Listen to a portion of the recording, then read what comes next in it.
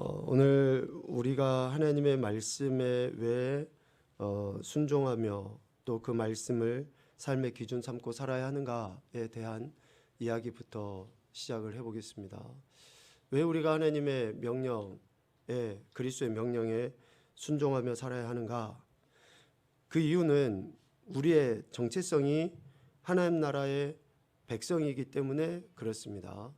우리가 하나님의 백성이고 하나님의 자녀라는 이 정체성을 갖고 있기 때문에 우리는 그분의 명령을, 그분의 말씀을 우리 삶의 기준으로 삼고 살아야 한다라는 것입니다. 골로새서 1장 13, 14절 말씀처럼 우리를 흑암의 권세에서 건져내신 그 하나님께서 사랑의 아들의 나라로 옮기셨어요. 이것을 우리는 속량, 구원, 죄사함이라고 이야기를 합니다. 그러니까 속량받고 구원받고 죄사함 받은 우리들은 지금 그리스도 나라의 백성으로서의 지금 삶을 살아가는 거예요. 대한민국에서 살아갈 때 대한민국의 법을 따라서 살아가는 것과 이치가 같습니다. 우리는 그리스도 나라의 백성이기 때문에 그리스도의 법, 그리스도의 명령을 우리 삶의 기준으로 삼고 살아가야 돼요. 세상 사람들은 대한민국 법만 가지고 살아가도 돼요. 그러나 우리는 대한민국 법뿐만이 아니라 그리스도의 법, 그리스도의 명령을 같이, 그래서 로마서 8장에서랑 이야기하는 것처럼 이 두 가지의 법이 늘 싸워요. 육신의 법과 그리스도의 법, 세상의 법과 하나님 나라의 법, 이 두 가지 속에서 우리는 여전히 갈등하면서 살아갑니다. 그러나 이 삶 속에서 하나님께서 우리에게 주신 그 소망, 하나님 나라, 유업으로 받았다라는 그 확신 속에 우리는 그리스도의 명령을 우리 삶의 기준으로 삼고 살아가야 하는 것이죠. 언제까지? 예수 그리스도께서 이 땅에 다시 오셔서 심판하실 그때까지, 우리를 온전히 하나님께 드릴 그때까지 우리는 이 땅에서 그리스도의 명령을 삶의 기준으로 삼고 살아감으로 왕노릇하는, 왕의 자녀로서 왕으로서의 삶을 살아가는 그러한 삶을 우리는 신실하게 살아가야 한다라는 것입니다. 계시록 5장 9절 10절 말씀을 같이 읽겠습니다. 시작.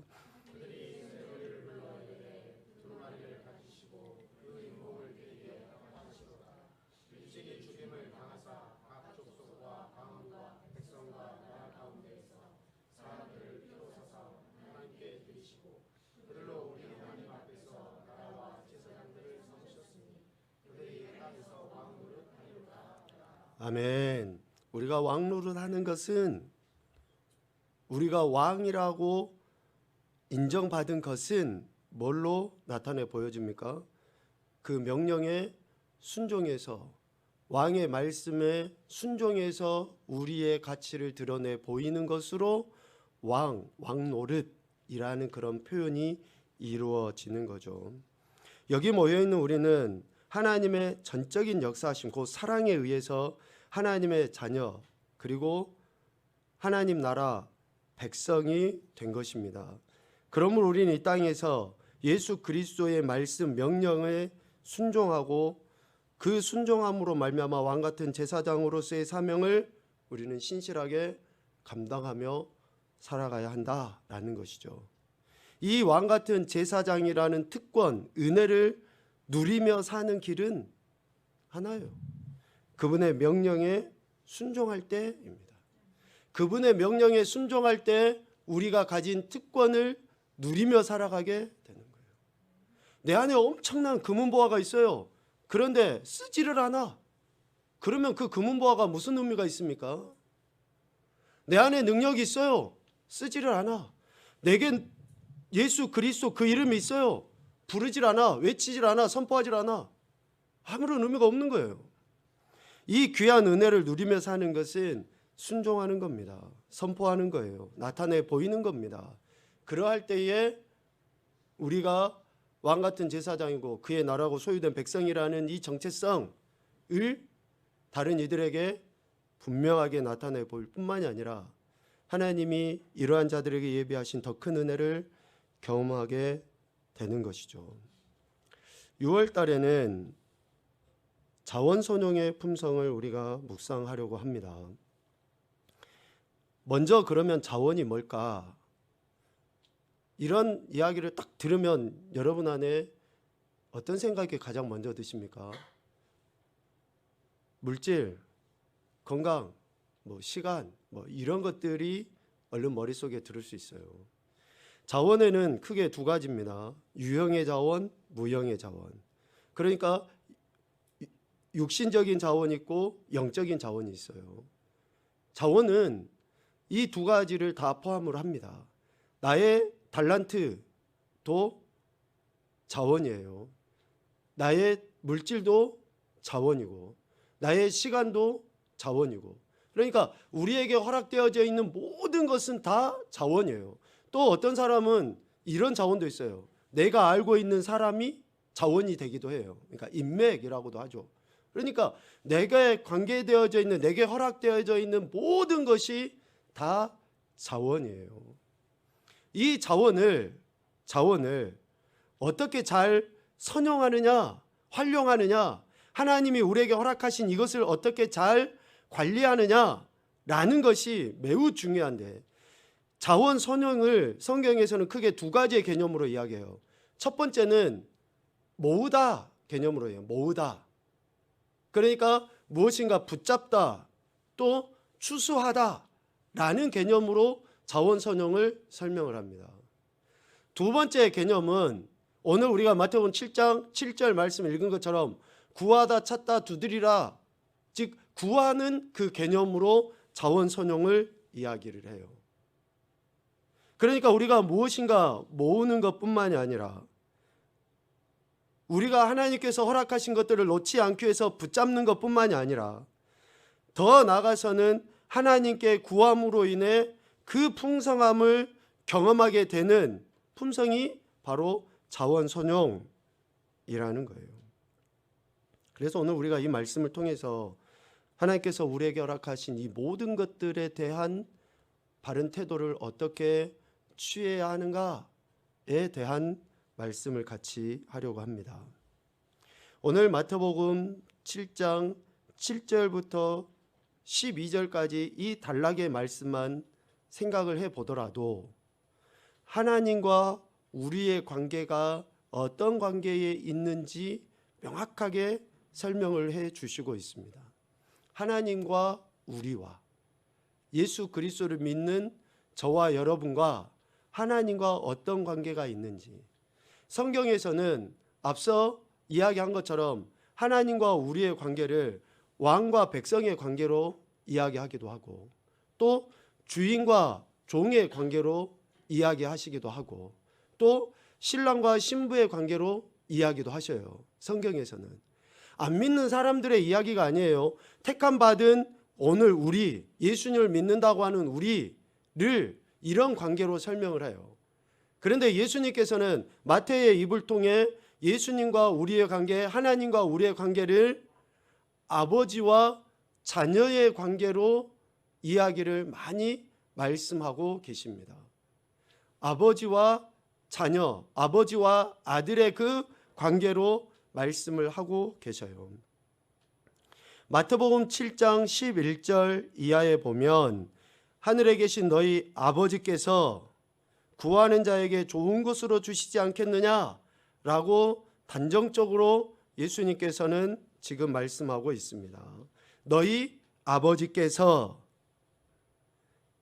특별히 5장, 6장, 7장 산상수훈이라고 하는 이 마태복음 3장에 걸쳐서 예수님께서는 하나님과 우리의 관계, 하나님과 제자들의 관계, 성도들의 관계를 아버지와 자녀의 관계로 많이 말씀을 하고 계셔요.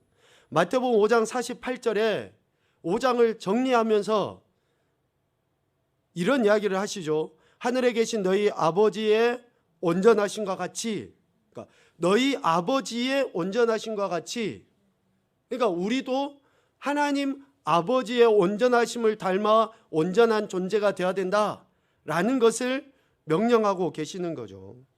그리고 마태복음 6장 8절 9절 이하에 예수님께서 제자들에게 기도를 가르치실 때 누구에게 기도하라는 거예요? 아버지께 기도하라는 거예요. 아버지께. 하늘 아버지께 거룩하신 그 이름을 높여드릴 뿐만 아니라 그 아버지께, 그러니까 자녀들이 누구에게 간구를 해야 돼요? 옆집 아저씨에게요? 아줌마에게요? 자기의 필요를 누구에게 이야기하는 거예요? 아버지께. 하나님 아버지께, 나의 아버지인 그분에게 그렇게 기도하라 라고 예수님이 가르치십니다. 그리고 마태복음 6장 14절 15절 말씀에도 봐보십시오. 우리가 이 땅에서 매이면 안 되잖아요. 풀려지고 하늘에서도 풀려지는 그런 인생이 되도록 하기 위해서 우리에게 용서를 하는 것을 말씀하시는데, 너희가 사람의 잘못을 용서하면 너희 하늘아버지께서도 너희 잘못을 용서하신다. 그러나 너희가 사람의 잘못을 용서하지 않으면 너희 아버지께서도 너희 잘못을 용서하지 않는다 라고 분명하게 말씀을 하고 계십니다. 그러니까 아버지에 대한 태도, 아버지의 사랑을 받은 자로서의 삶, 이것을 지금 예수님께서는 제자들에게 그리고 오늘 우리에게 이야기를 하고 있는 것이죠. 뿐만 아닙니다. 6장 18절 말씀에서도 분명하게 이야기해요. 오직 은밀한 중에 계시는 내 아버지께, 네 아버지께 보이게 하려 함이라. 은밀한 중에 보시는 네 아버지께서 갚아주신다. 그러니까 예수님은 마태의 입을 통해서 계속 그것을 가르쳐 주시는 거예요. 아버지와 자녀, 아버지와 아들의 그 관계에 있다는 것을 이야기해요. 특별히 마태복음 6장 31절 32절 말씀 봐보십시오. 여러분, 우리 이 말씀은 같이 한번 볼까요? 31절 32절입니다. 시작. 무엇을 먹을까, 무엇을 마실까, 무엇을 입을까 하지 말라. 이는 다 이방인들이 구하는 것이라. 너희 하늘 아버지께서 이 모든 것이 너희에게 있어야 할 줄을 아시느니라. 아멘. 이처럼 많은 부분에서 우리가 하나님 아버지의 자녀라는 사실을 친히 예수님께서 지금 증명해, 증거해 보이시고 있다라는 겁니다. 그래서 우리는 하나님의 자녀입니다. 저와 여러분은 하나님의 자녀예요. 이것이 바로 우리의 정체성입니다. 자녀인 우리의 삶에 하나님 아버지는 관심이 있으셔요. 하나님 아버지의 관심은 그냥 세상 모든 만물들의, 안 믿는들의 이게 아니라 오늘 저와 여러분에게 관심이 있습니다. 여러분들을 생각을 해보면 알아요. 지금 결혼하셔서 자녀들을 낳고 지금까지 살아오신 여러분들의 삶을 보면 알아요. 아무리 옆집 애가 예쁘고 그냥 뭐 좀 귀여운 짓을 해요. 그래도 누가 내 눈에 들어와요? 내 자식이 먼저 들어오는 거예요. 내 자식에 관심이 있어요. 아무리 옆집 애가 막 똑부러지게 뭔가를 해도, 또 우리 아이가 조금 모자란 것 같아도, 미안하지만 우리 애들이 그렇다는 것은 아니라 좀 그렇지만 아버지는 내 자식에게 관심이 있고 내 아들에게 관심이 있지 다른 아이, 이게 아니거든요. 하나님 아버지의 관심은 오직 자녀된 우리에게 있습니다. 육신의 부모가 오늘 본문 11절 이야기하는 것처럼 육신의 부모 곧 악한 자라도 좋은 것으로 자식에게 줄 알거든 하물며 하늘에 계신 우리 아버지가 자녀된 우리들에게 좋은 것을 반드시 주실 수밖에 없다라는 당위성을 이야기하는 거예요. 육신의 부모가 악하고 못했어요. 그런데도 불구하고 자기 자식에게 관심 있고 자기 자식에게는 좋은 것을 주고자 하는 그러한 마음이 있을진데 하물며 하나님 아버지, 선 그 자체이시고 사랑 그 자체이신 하나님 아버지가 오죽하시겠느냐, 지금 그 이야기잖아요. 하나님은 우리의 아버지시다라는 이 분명한 고백을 저와 여러분이 어떠한 상황에서도 변치 아니하고 고백하실 수 있기를 간절히 소망합니다. 강조해서 말씀드렸어요. 어떠한 상황에서도 하나님이 나의 아버지시다라는 것을 변하지 않고 고백해야지만이 됩니다. 첫째, 예수 그리스도를 영접한 존재이기 때문에 그래요. 두 번째, 예수 그리스도를 영접한 자들은 아들의 영을 받아서 하나님을 아빠, 아버지라 부르는 존재가 되었기 때문에 언제 어떠한 상황에서도 변함없이 하나님을 아버지로 믿고 고백하며 신뢰해야 됩니다. 오늘 우리가 믿음이 어떠한지, 구원의 확신이 어떠한지 잘 모를 수 있어요. 내가 정말 믿음이 어느 정도인지 잘 모르겠고, 또 내가 정말로 이런 신앙생활을 제대로 하고 있는지 잘 모를 수 있습니다. 그러나 변하지 아니하는 그 사실 하나가 뭐냐?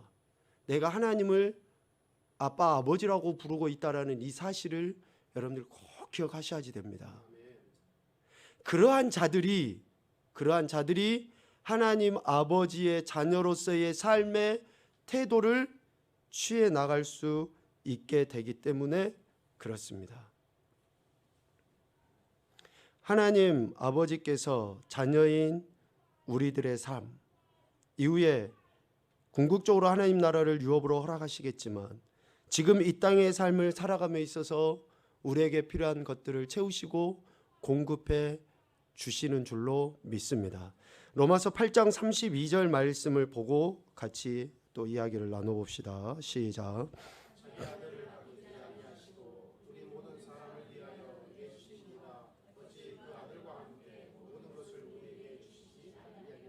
아멘. 여러분 이 말씀 믿습니까? 자기 아들을 아끼지 아니하시고 내어주신 나의 아버지 하나님, 그래서 우리를 구원하시고 아빠 아버지라 부를 수 있는 엄청난 은혜의 특권을 우리에게 주신 그 하나님 아버지가 어찌 그 아들과 함께 모든 것을 우리에게 주시지 아니하겠느냐라고 되질문을 하고 있습니다. 하나님께서 아들이신 예수 그리스도와 함께 우리에게 모든 것을 내어주시는 분이시라고 분명하게 말씀합니다. 자, 그러면 그 아들과 함께 모든 것을 우리에게 내주시기 때문에 우리는 그냥 손 놓고 무작정 기다리면 되는 것인가? 감 떨어질 때까지 입 벌리고 있으면 되는 것인가? 내가 입만 벌리고 있으면 때에 따라서 하나님께서 그냥 무작정 그렇게 해주시는가? 모든 것을 주시는 분이시라는 것을 우리는 믿습니다. 그러면 이 믿음이 지금 내가 처한 삶의 현장에서 어떻게 나타나 보여야 하는지에 대해 오늘 마태복음 7장 7절 이하의 말씀으로 우리에게 지금 명령하고 계셔요.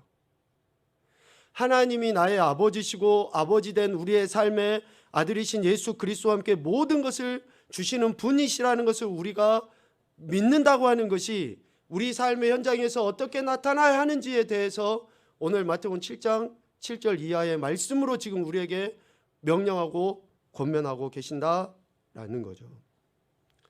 이것을 이렇게 이해할 수 있습니다. 자녀된 우리가 하나님 아버지께 어떤 태도를 보여야 하는가?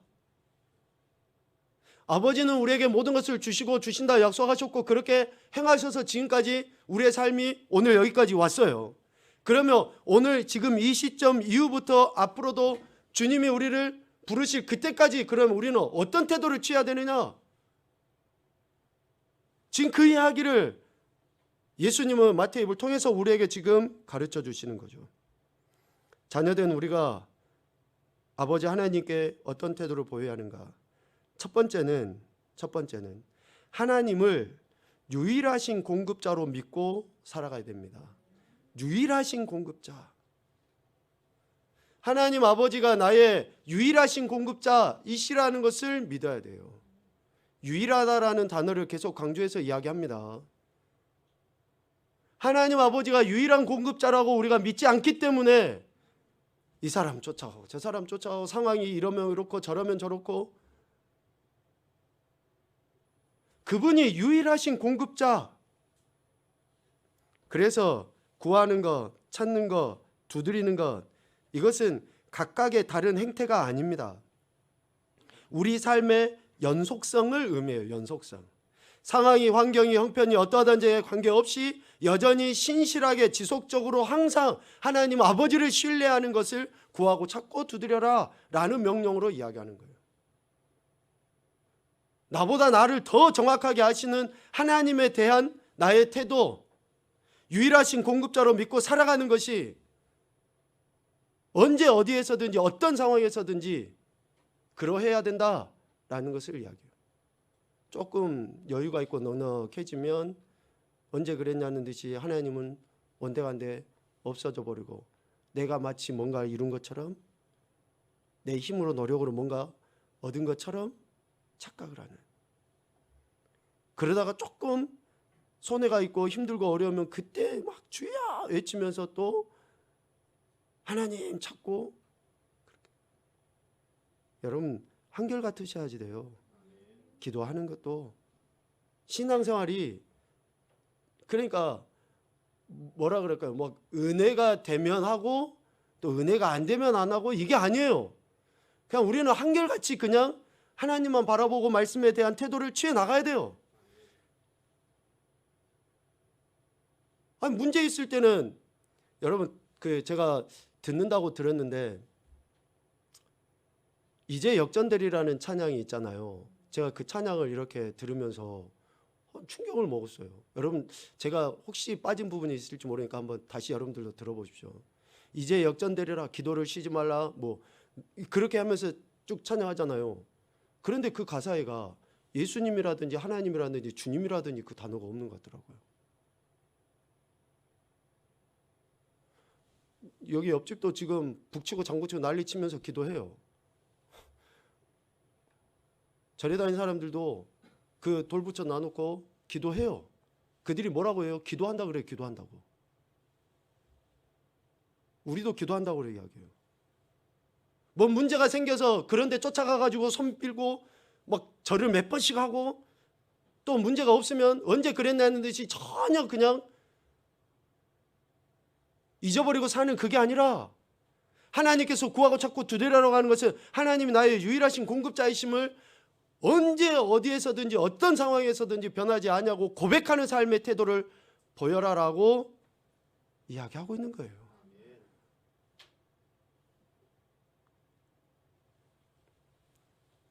우리 자신의 능력이나 노력을 자랑하지 않게 되게 되고 혹 얻게 된 것들을 하나님의 것으로 여길 뿐만이 아니라 허락하신 하나님께 진짜 감사하는 삶을 비로소 그때 살아가게 돼요. 그때. 두 번째는 공급하신 하나님을 신뢰하는 거예요. 공급하신 하나님을 신뢰. 유일하신 공급자로 믿고 살아가는 것, 그리고 그 유일하신 공급자이신 하나님을 신뢰하고 살아가는 것, 여러분 다릅니다. 믿는 것이 이제는 실질적으로 내 삶에서 드러나는 것을 이야기해요. 하나님이 나의 아버지이시기에 자녀된 나의 삶에 좋은 것을 주고자 하시는 그 마음을 알고 기대하는 거예요. 그로 인해서 우리가 가지고 있는 모든 것은 하나님 아버지께서 주셨다라고 여기고 그 어느 것 하나 소홀히 여기지 않는 거예요. 귀중하게, 가치 있게. 왜 사람들이 허송세월을 한다고 그럽니까? 시간을 주신 하나님을 제대로 경외하지 않기 때문에. 시간을 허락하신 하나님의 의도나 뜻을 존중히 여기지 않기 때문에 허송세월해요. 왜 지금 이 시대의 많은 청년이나 젊은 세대들이 그릇된 것에 빠져서 헤어나지를 못하고 있습니까?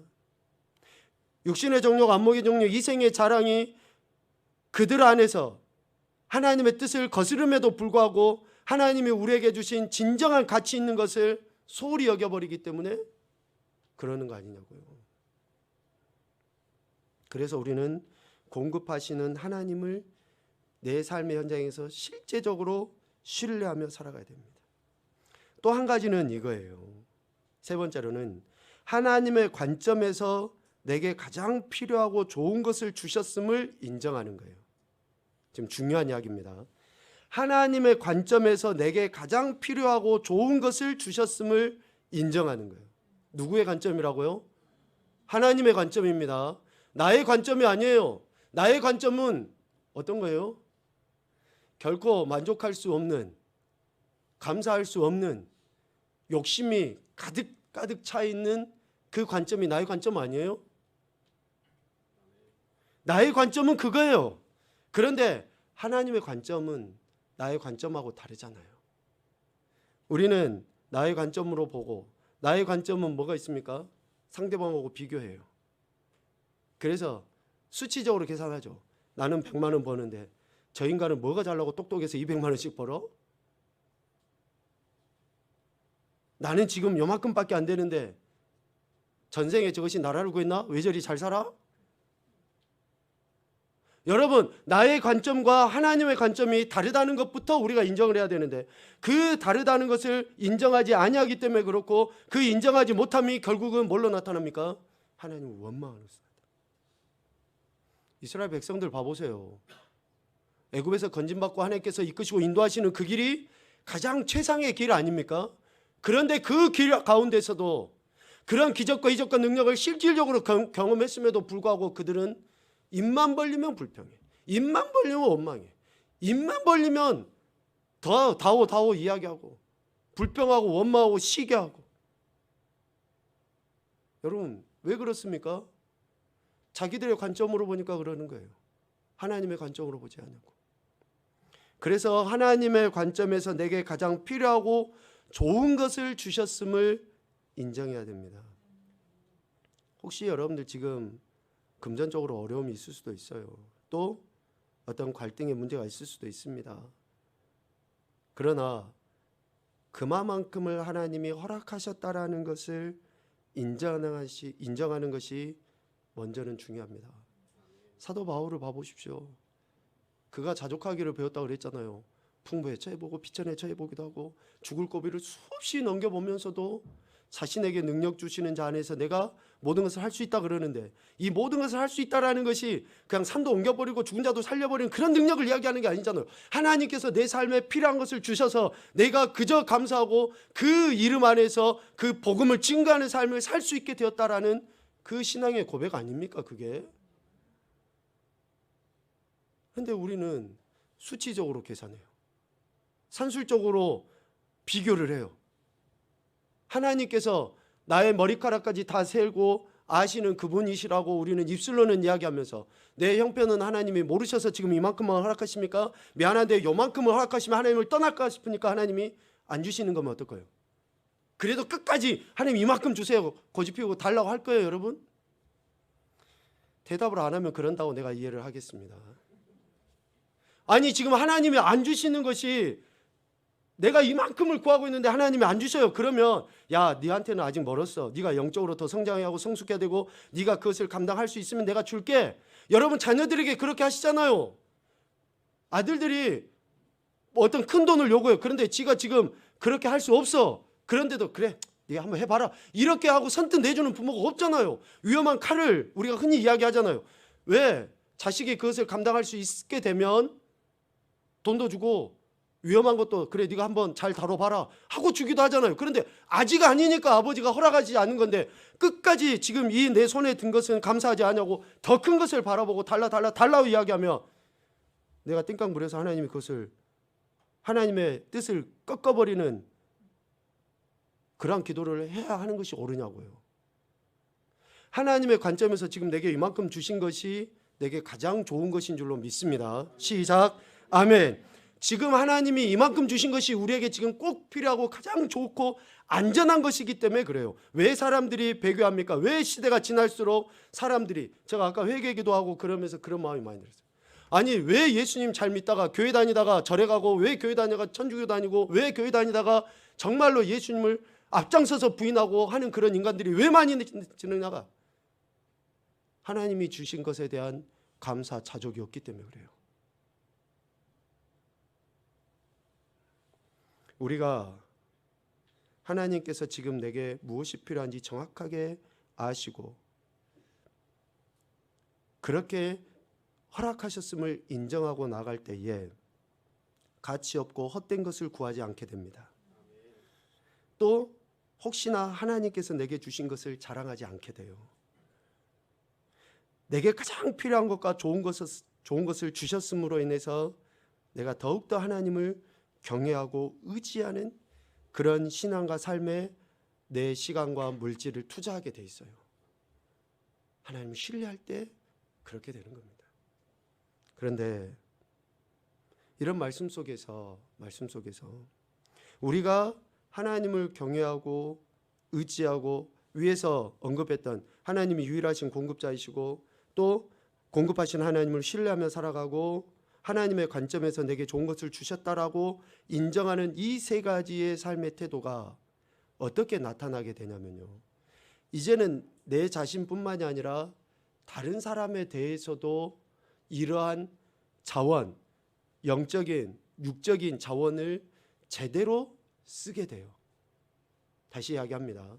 하나님에 대한 이런 바른 태도의 세 가지를 우리가 보일 때에 내게 허락되어진 그 자원을 가지고, 영적인, 육적인 자원을 가지고 다른 사람들을 하나님께로 인도해가는 그러한 일들로 쓰게 돼요. 그러한 자원들을. 오늘 마태복음 7장 12절 말씀에 이렇게 이야기를 합니다. 그러므로 무엇이든지 남에게 대접을 받고자 하는 대로 너희도 남을 대접하라. 이 말씀은 두 가지에 걸려요. 첫 번째는 하나님과의 관계예요. 여러분, 하나님께 은혜를 받고 싶습니까? 그럼 하나님께 드리셔야지 돼요. 시간도 드리고 물질도 드리고 마음도 드리고 여러분들이 하나님께 드려야지 하나님께 받게 됩니다. 심는 대로 거두게 돼 있어요. 여러분들이 인색하잖아요. 그러면 하나님이 우리에게 그런 쫀쫀하게 그렇게 대하시는 게 아니라 우리의 마음과 우리의 믿음의 태도를 보시기 위해서 그러는 거예요. 여러분, 은혜, 구원, 여러분 돈 주고 사셨습니까? 아니잖아요. 구원을 허락하신 하나님은 로마서 8장 32절에 이야기했잖아요. 모든 것을 주신다니까요. 그런데 왜 우리가 드리는 것만큼 하나님께서 우리에게 그것을 허락하시는가? 왜? 우리의 믿음이 하나님께 나타나 보여지기 때문에 그러는 거예요. 그래서 첫 번째는 하나님을 대접해 드리는 거예요. 권위자를 대접해 드리는 겁니다. 부모를 대접해 드리는 거예요. 자녀들이 유익과 안정을 누리고 성도들이 유익과 안정을 누리고 또 풍부함을 누리기 위해서는 권위자와 하나님을 대접해 드리는 것이 첫 번째. 여러분, 이게 막혀지잖아요. 영적인 원리입니다. 이게 막혀지면 틀림없이 왜? 마태복음 7장 12절에 분명하게 이야기하거든요. 대접을 받고자 하는 대로 먼저 대접하라 라고 이야기했고, 두 번째 인간관계예요. 여러분, 성도들과의 그 관계 안에 또 심지어는 믿지 않는 자들과의 관계도 마찬가지예요. 대접을 받고 싶으면 대접을 하셔야지 돼요. 존중이 여기셔야지 존중을 받게 됩니다. 베풀어야지 베품을 받게 돼요. 우리가 긍휼히 여겨야지 긍휼히 여김을 받게 돼 있습니다. 그 이야기를 성경에서는 계속적으로 강조해서 이야기해요. 그래서 이 세 가지 태도를 가지고 우리가 말씀과 실제적으로 그렇게 하나님을 신뢰하고 가장 좋은 것을 베풀어 주신 하나님이라는 것을 확실히 믿고 나아갈 때에 우리는 하나님의 은혜를 얻게 됩니다. 히브리서 4장 16절 말씀 같이 보죠. 시작. 그러므로 우리는 긍휼하심을 받고 때를 따라 돕는 은혜를 얻기 위하여 내 보좌 앞에 담대히 나갈 것입니다. 아멘. 때를 따라 돕는 은혜를 얻게 됩니다. 하나님 앞에 그렇게 신뢰하며 실질적인 삶을 살아갈 때, 태도를 보일 때, 그리고 이러한 실질적인 삶을 살았던, 즉 구하고 찾고 두드리는 그런 계속적이고 연속적이고 어떤 상황에서도 여전히 신실하게 하나님을 신뢰하고 의지했던 그 대표적인 인물이 바로 욥. 욥이 고난을 당했지만 여전히 그는 하나님을 신뢰했어요. 여전히 하나님만을 바라보고 자신의 공급자가, 유일하신 공급자가 하나님이심을 욥은 절대적으로 신뢰하며 나갔습니다. 욥기 1장 21절 22절입니다. 보죠. 시작. 이르되 내가 모태에서 알몸으로 나왔사온즉 또한 알몸이 그리로 돌아가올지라. 주신 이도 여호와시오 거두신 이도 여호와시오니 여호와의 이름이 찬송을 받으실지니이다 하고, 이 모든 일에 욥이 범죄하지 아니하고 하나님을 향하여 원망하지 아니하니라. 아멘. 여러분, 이 말씀 믿습니까? 욥이 그런 삶을 살았어요. 여전히 신실하게 구하고 찾고 두드리는 하나님만을 신뢰하고 하나님이 공급해 주시는 유일한 분이시라는 것을 알았다는 거죠. 우리의 영적인 육적인 자원의 유일하신 공급자가 하나님이신 줄로 믿습니다. 우리는 그 하나님을 실질적으로 신뢰해야지 돼요. 그리고 그 신뢰함이 내가 원해서가 아니라 내게 적합한 것을 하나님이 주셨다라는 그 고백으로 나타나야 됩니다. 그래야 할 때 오늘 욥처럼 혹시 내 수중에서 떠나가도, 혹시 내 몸이 좀 상해져도 모든 일에 범죄하지 아니하고 하나님만을 여전히 찬양하게 되는 그런 인생이 되는 거예요. 원망하지 않고 오히려 감사하게 되고, 불평하지 않게 되고 오히려 그런 상황 가운데 있는 자들을 대접해주는, 위로해주는 그러한 인생이 되는 거예요. 우리가 흔히 그런 이야기해요. 내가 아파 보니까 당신이 얼마나 아팠는지 알겠더라. 그래요. 그 말 틀린 건 아니에요. 그런데 예수님 믿는 우리는 미안하지만 내가 그렇게 안 아파봐도 하나님이 내 안에 주신 그 긍휼하심이 그의 마음, 그의 육체의 아픔을 어떻게 해요? 알게 해요. 내가 그 사람처럼 아파봐야지 되고, 그 사람처럼 교통사고 나봐야지 되고, 그 사람처럼 뭔가 돼봐야지만이 그 사람을 위로해 주는 게 아니에요. 여러분, 그럼 성령님이 무슨 역할을 하십니까? 여러분 안에 계신 성령님이 그럼 아무 능력도 없는 거고 아무런 긍휼하심도 자비도 인애도 없는 거예요. 우리가 그렇게 처해 봐야지, 맛을 봐야지 안다. 맛을 봐야지 그것이 그것인지 안다. 그럼 하나님은 도대체, 내 안에 계신 하나님 도대체 뭐냐고요. 내가 물질이 넉넉하고 저 사람은 물질이 부족해도 물질이 부족한 사람의 마음을 우리가 알잖아요. 내가 건강하고 저 사람이 건강하지 않아도 성령 하나님에 의해서 건강하지 않은 사람들의 고통과 아픔이 어떠한 것인지 알잖아요. 그래서 우리가 주님의 마음을 가지고 주님의 사랑을 가지고 그들을 대접하는 자리에 내려가는 거 아닙니까? 내려가는 거. 그래서 오늘 우리는 하나님께서 우리에게 모든 것을 허락하셨음에 대해서 감사하며 살아가야 하는 것이죠. 하나님께 감사하는 삶은 하나님께서 사랑하시는 다른 사람들, 곧 성도들의 필요를 채워주려 함으로써 그들을 귀히 여기고 그들을 존중히 여기며 살아가는 것을 의미합니다. 여러분, 예수님께서는 한 소년의 보리떡 5개하고 물고기 2마리를 가치 없게 여기지 않으셨어요. 그 물고기 2마리와 보리떡 5개를 가지고 축사하셨다라고 이야기하고, 우리 개혁성경에서는 감사하셨다라고 이야기해요. 감사하셨다. 하나님께 드려진 그 작은 소년의 그 도시락 그거 하나를 하나님께 감사하고 드려버릴 때에 여자와 어린아이 외에 5,000명이나 되는 사람들이 먹고 또 12바구니나 되는 엄청난 양의 수확물을 얻게 된 거예요. 여러분에게 허락되어지는 그 자원이, 여러분 미안하지만 내가 저 사람보다 못해, 나는 달란트도 없어, 부족해, 하나님이 여러분에게 허락하신 이 영적 육적 자원을 가치 없게 여기지 않으시기를 간절히 부탁을 드립니다. 여러분이 갖고 있는 다른 누구보다도 여러분에게 허락되어져 있는 그 자원은 이렇게 하나님의 영광을 위해서 쓰임 받도록 하기 위해서 하나님이 허락하신 거예요. 그래서 우리는 그것에 대해 감사하며 순종으로 나아갈 때에 우리 자신뿐만이 아니라 다른 사람들에게 더 큰 은혜와 능력을 증가하며 나타나게 될 줄로 믿습니다. 우리가 자원에 대한 가치를 인정하고 영적 육적 자원에 대한 가치를 인정하는 것이 하나님의 창조하심과 목적을 이루어 드리는 것인 줄로 믿습니다. 날마다 우리에게 이 귀한 은혜를 허락하신 하나님께 늘 감사하시고 허락되어진 모든 것으로 하나님의 영광을 더 밝히 드러내는 귀하고 복된 인생들이 되시기를 주님의 이름으로 축복합니다. 아멘.